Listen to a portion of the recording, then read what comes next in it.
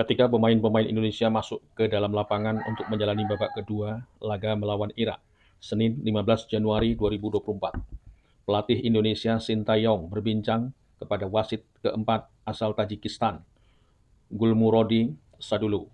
Sekitar 2,5 menit, Sintayong berbicara dengan wajah kesal.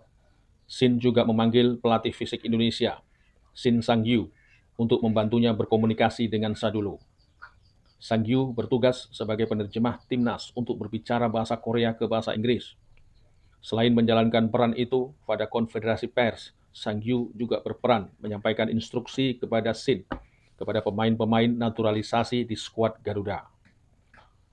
Pada momen di Stadion Ahmad bin Ali, Ar-Rayyan, Qatar itu, Shin memprotes keputusan wasit Tantasep Ilgiz yang mengesahkan gol kedua Irak yang dicetak Osama Rashid pada menit ke-45. Menurut Shin, wasit seharusnya menganulir gol itu karena ada posisi pemain Irak yang offside pada proses peluang sebelum gol itu tercipta. Meski sempat menghentikan laga sekitar 40 detik untuk memberikan waktu pengecekan asisten wasit video atau VAR, Ilgiz yang berasal dari Uzbekistan tetap mengesahkan gol itu. Kondisi itu membuat Indonesia melepas angin yang baik setelah mencetak gol penyama kedudukan melalui Marcelino Ferdinand pada menit ke-37. Saya ingin menyebut bahwa gol kedua Irak 100% offside. Gol itu tercipta di momen krusial pada pertandingan. Meskipun ada teknologi mutakhir melalui VAR, keputusan final tetap berada di tangan wasit. Jadi saya amat kecewa dengan keputusan mengenal gol kedua Irak itu. Ucap Shin dalam konferensi pers Senin malam waktu setempat atau Selasa 16 Januari 2024 waktu Indonesia bagian Barat. Di babak kedua, Indonesia justru diselamatkan oleh VAR. Itu tercipta ketika paruh kedua baru berjalan 4 menit. Penyerang Irak, Muhammad Ali, menaklukkan Hernando dengan VAR untuk mengkonfirmasi keputusan itu. Ia pun memberikan tanda kepada Hernando untuk tidak melakukan tendangan. Namun yang terjadi, Hernando justru melakukan tendangan yang mengarah ke penyerang Indonesia, Rafael Struijk. Setelah waktu berjalan sekitar 35 detik, Ilgiz memberi isyarat bahwa laga bisa dimulai lagi. Keputusan VAR dipertegas oleh teknologi offside semi-otomatis yang baru pertama kali digunakan di ajang Piala Asia pada edisi 2023. Tayangan SOT itu tersaji di layar besar stadion sekitar 5 menit setelah pertandingan berjalan.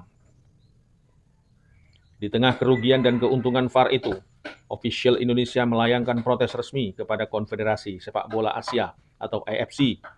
Indonesia adalah tim pertama yang menyampaikan protes resmi terhadap performa wasit di Piala Asia 2023. Kami sudah menyerahkan formulir protes itu kepada Match Commissioner seusai pertandingan.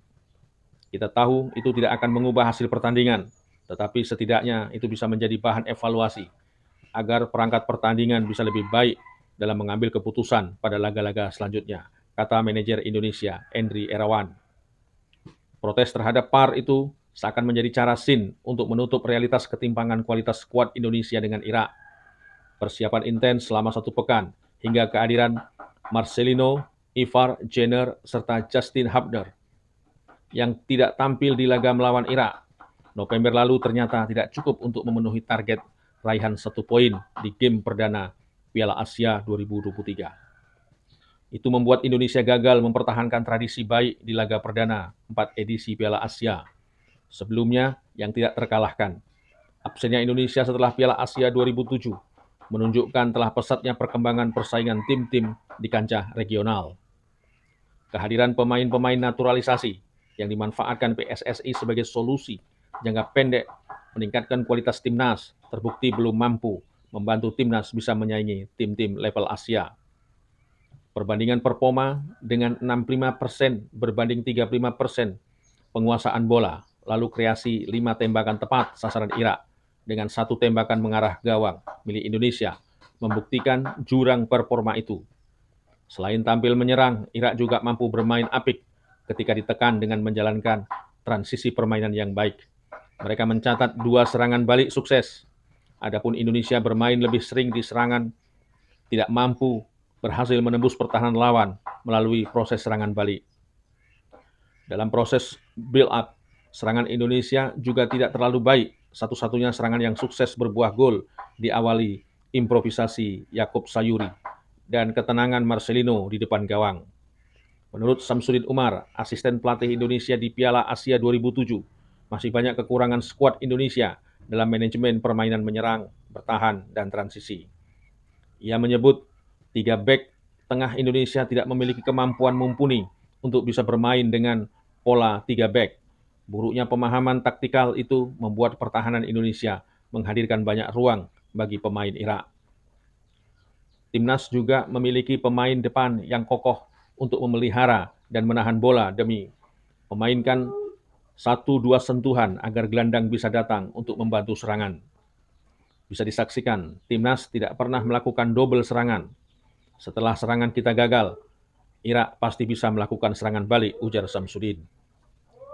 Meski begitu, Samsudin melihat masa depan cerah dari skuad Indonesia yang rata-rata berusia 24,3 tahun itu. Bahkan, susunan 11 pemain tim utama Indonesia di laga kontra Irak hanya 22,8 tahun. Ia menilai Piala Asia 2023 bisa menjadi tonggak awal pemain muda Indonesia untuk memetik pelajaran agar semakin berkembang di masa depan. Garuda hanya punya waktu berbenah 2 hari. Jika gagal membaik di laga melawan Vietnam, Jumat 19 Januari 2024, harapan menciptakan sejarah di Piala Asia pupus lebih dini.